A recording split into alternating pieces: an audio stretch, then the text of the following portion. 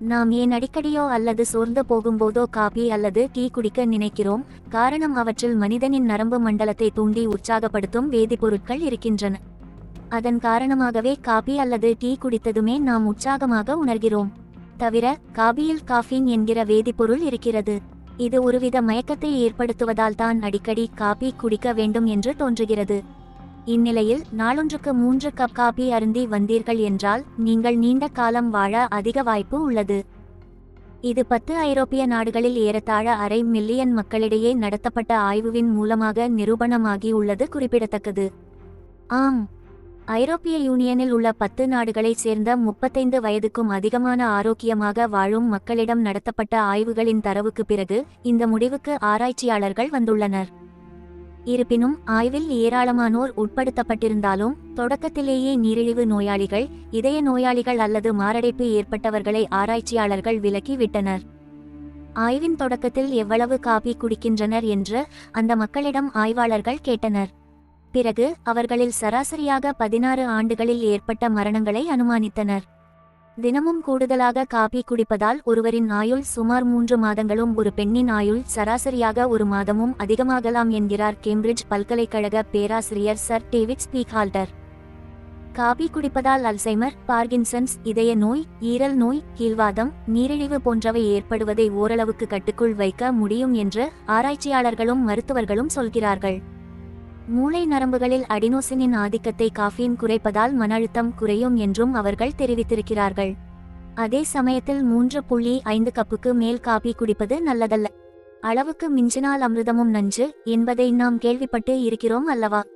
அதிக அளவில் காபி பருகுவதால் பெண்களிடையே கருப்பை புற்றுநோய் அதிகரிக்கவும் இடம் உண்டு. 3.5 அளவு காபியை சர்க்கரை சேர்க்காமல் குடிப்பது என்பது மிக்க பயன் அளிக்கும் விதமாக சொல்லப்படுகிறது. அதுவே ஒருவேளை அளவுக்கு அதிகமாக காபி குடிப்பதால் இரத்தத்தில் இருக்கும் இரும்புச்சத்தின் அளவு குறைந்து பெண்களுக்கும் குழந்தைகளுக்கும் இரத்த சோகை ஏற்படலாம். காபியில் இருக்கும் சில வேதிப்பொருட்கள் இதயத்துக்கு எதிரானவை. அவை இதய வால்வுகளை விரைப்படையச் செய்து பெரும் பாதிப்புகளை ஏற்படுத்தலாம். தலைவலிக்காக குடிக்கப்படும் காபியின் அளவுக்கு அதிகமானால் மைக்ரேன் எனப்படும் ஒற்றை தலைவலி ஏற்படலாம். சிலருக்கு தூக்கத்தில் சிக்கல்கள் உண்டாகலாம். இன்னும் சிலருக்கு சரியான நேரத்தில் காபி குடிக்கவில்லை என்றாலே பதற்றம் உண்டாகும். இதுவும் ஒரு வகை நோய்தான்.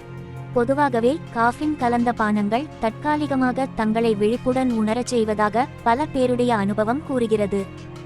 ஆனால் காஃபின் பிறரை விட சில பேரை பாதிப்பதாகவும் அந்த பாதிப்பு ஒருவருக்கொருவர் வேறுபடுகிறது என்றும் ஆய்வு கூறுகிறது.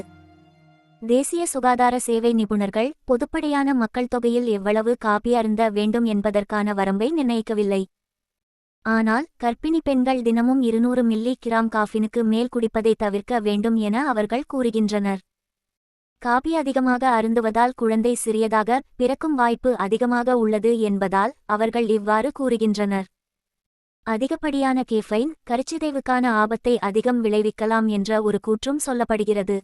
காஃபின் என்பது காபியில் மட்டுமல்ல, 2 குவளை தேநீரில் கூட காணப்படுவது குறிப்பிடத்தக்கது. அடுத்த முறை காபி குடித்தால் சர்க்கரை சேர்த்து குடிக்காதீர்கள். காரணம், காபியோ டீயோ ஒரு நாளுக்கு 2 முறை குடிப்பது நல்லது. அளவுக்கு அதிகமாக குடிப்பதை கூடியவரை தவிர்க்க வேண்டும். காபி, டீ இரண்டையும் நாம் அப்படியே குடிப்பதில்லை.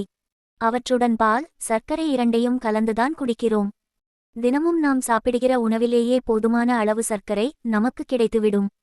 அப்படி இருக்கும்போது நாம் தனியாகச் சேர்த்துக்கொள்கிற ஒவ்வொரு டீஸ்பூன் சர்க்கரையும் வரப்போகிற நோய்க்கான அழைப்புதான் என்பதை புரிந்து கொள்ள வேண்டும். ஒரு நாளுக்கு 2 முறைக்கு அதிகப்படியாக காபி குடித்தே தீர வேண்டும் என்று நினைக்கிறவர்கள் அவற்றின் அளவை குறைத்து கொள்ளலாம். ஒரு கப் காபிக்கு பதில் முதலில் அரை கப், பிறகு 1/4 கப் என்று படிப்படியாக குறைக்கலாம். டீ விரும்பிகள் கிரீன் டீக்கு மாறலாம். கிரீன் டீயில் இயற்கையாக கிடைக்கும் ஆன்டி ஆக்சிடென்ட்ஸ் நிறைந்திருப்பது திசுக்களின் வளர்ச்சிக்கு நல்லது. எதுவுமே அளவுடன் இருந்தால் வளமுடன் வாழலாம். மொத்தத்தில் காபி நல்லதா அல்லது உங்களுக்கு கெட்டதா என்பது நீங்கள் பருகும் விதம் மற்றும் அளவை பொறுத்து உள்ளது. நிர்ணயிக்கப்பட்ட அளவு காபியை சர்க்கரை சேர்க்காமல் எடுத்துக்கொள்ளும் போது அதன் பலன் நீண்ட நாள் உங்களை வாழ வைக்கும் என்கிறது ஆய்வு முடிவுகள்.